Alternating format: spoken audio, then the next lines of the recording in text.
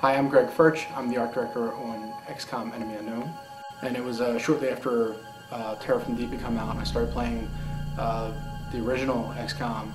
And the sheer terror that you felt when you'd send your guys out into the darkness and have them die. And quickly I learned that, that was actually my friend. Permadeath was good.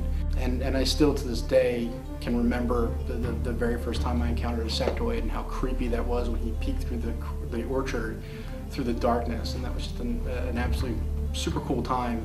And even more cool that it was done in, 320 by 240 graphic.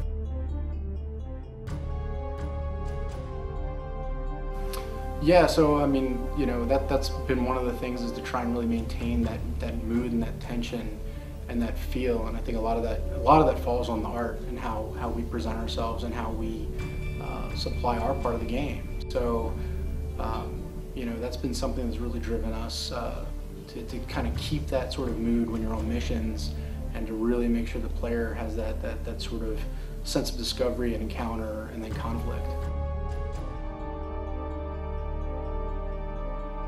XCOM, at least the initial characters, really played a stereotype, and even the art direction plays with a stereotype.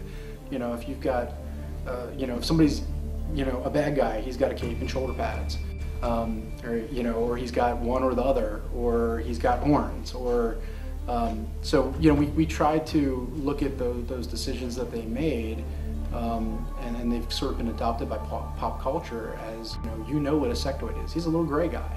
These guys, they don't look like real soldiers. They look like,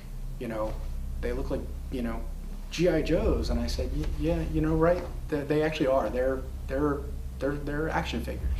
It was something that I knew internally, but I hadn't actually necessarily vocalized at that point. And when I was called out on it, to actually sit there and think about it for a second, go, yeah, no, that's absolutely correct. We are making action figures.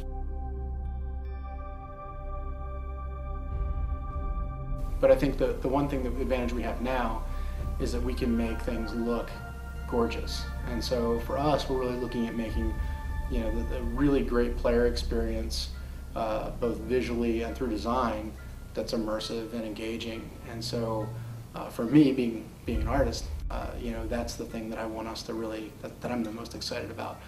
As far as playing the game, I think it